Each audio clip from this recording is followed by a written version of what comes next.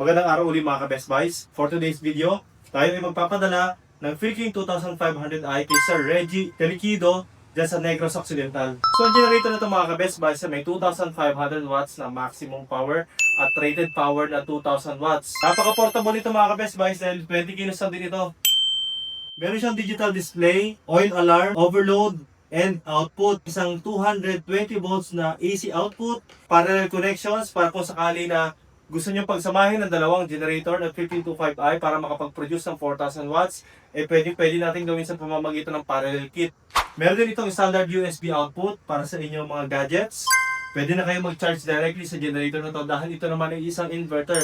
So how to start this generator mga ka-Best Buys? Gasoline, 5 liters. Oil, 400 ml.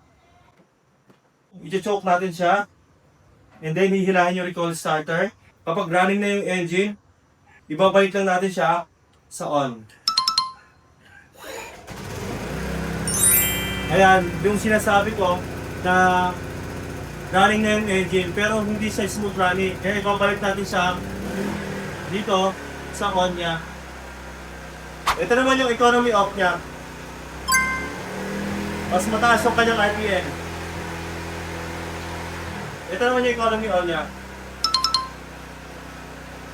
Sa display niya, 225, frequency 60 Hz, runtime 00, odometer 00. At ito naman yung ating actual welding test. Sinisilip ko muna dyan kung nag-overload ba yung ating generator. So by confirming na hindi naman, kaya naman ito, ginawa na nating pang full weld.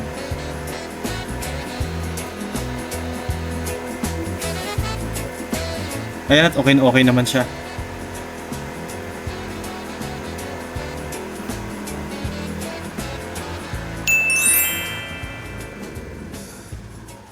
So, maraming salamat Sir Reggie P.